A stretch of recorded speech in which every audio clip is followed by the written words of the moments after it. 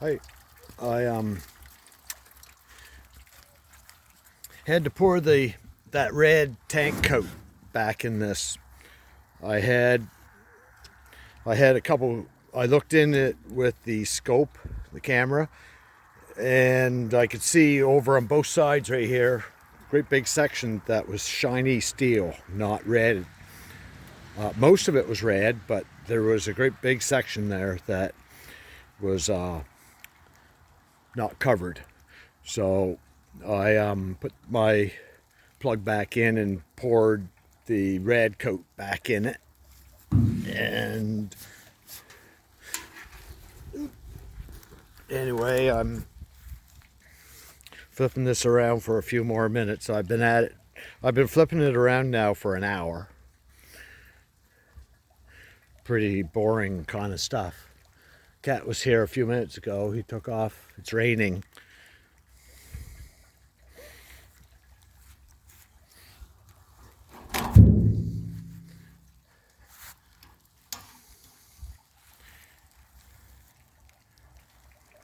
Yep.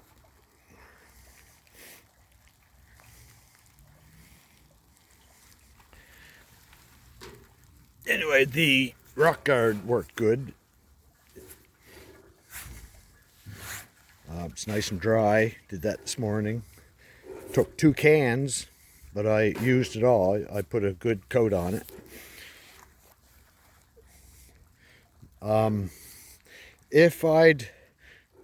When I made the decision to weld this in, if I'd fitted this and then gone down to Chad's and had him welded in and weld in those 2 corners and the spout, none of this would have been warped. And if I hadn't have gone over the welds, that wouldn't have warped the tank. And if I relied on the seal, which I put on anyway, the tank would have looked better, because I got this is pretty wavy. And when the straps go on, there's going to be air gaps here in the middle, so it's going to look kind of sloppy because the straps are going to hit hard in the corner, and then it's going to be like 3/4 of an inch here with air gap with no, it's not going to fit the tank that well, so it's going to look bad. So anyway, I've been flipping this around for an hour. I believe I'm pretty well done. I'm gonna have to drain it out again and go from there. But I figured while it's off, I couldn't leave it with it missing. I flipped it around for 45 minutes the other day, thinking that I had everything, but I looked in and no sir, see this divider that's in here, like the baffle, because there is one baffle goes up the center, and it's got like a 2.5 inch opening on both ends for the gas slosh. That acts as a little bit of a deterrent for the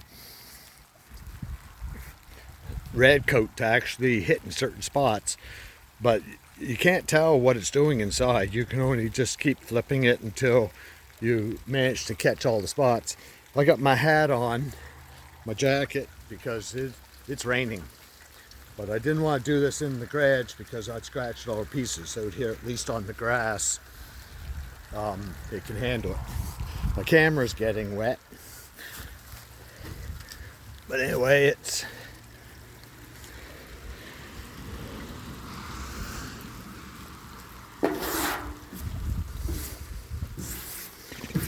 yep.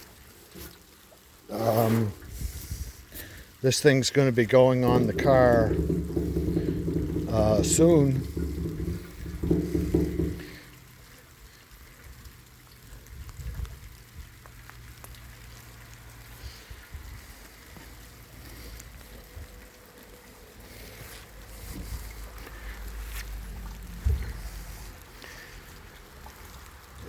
Sit there for a few minutes.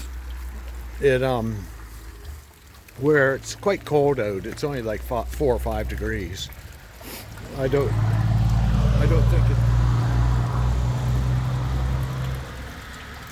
I don't think it's going to dry and make any air puddles or pockets or web too much.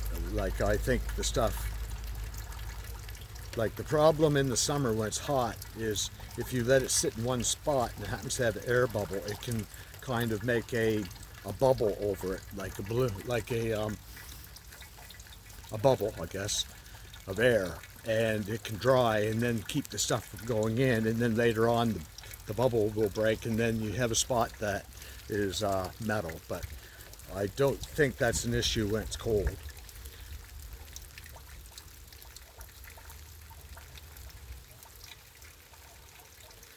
Yeah, it's kind of a drag, but no problem. I got nothing. I got better things to do, but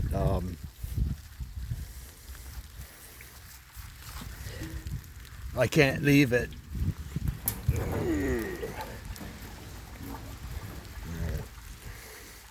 Hold it here in this weird position. Yeah, raining out pretty hard.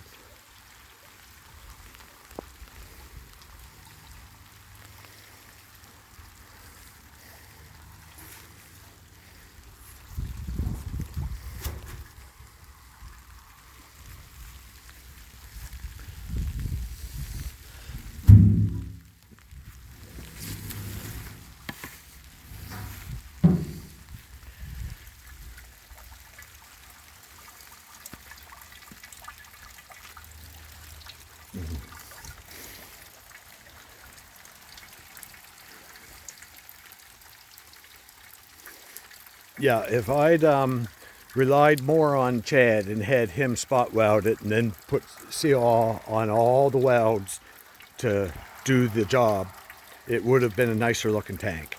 I personally like the idea of step-by-step fullness. Like, I welded it in because I could see black fuzzy or black foamy holes in the weld in spots, and even when I welded, there was 2 or 3 seams that when I welded, the black foamy kind of weld behind me and pinholes came right to the surface. So there's 2 or 3 seams on it that I had to weld, go over it with the torch and rod 3 times before I had a clean looking weld. And then there was other seams that I welded once and they looked perfect. So I think what happened, I'm not really sure what happened, except for it took, in some of the seams, took 3 times of going over it with the torch before it cleaned out. And in the end, I got it. And then the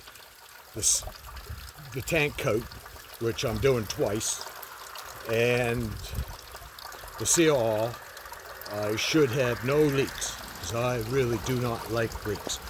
And I'm not too fussy or care about the warps, and I enjoy doing it. So I appreciate the gas tank and everything. And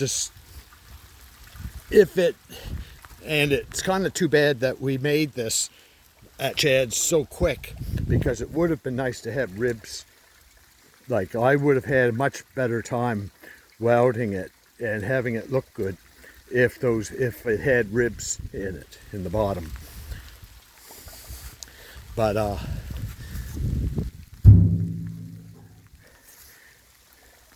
it technically won't make any difference. It's 22 gallons, which is way bigger than it needs to be, and it's underneath the car. As long as it doesn't leak, it'll never be an issue. Well, anyway, I'm not quite ready. I'm going to do this for another 20 minutes.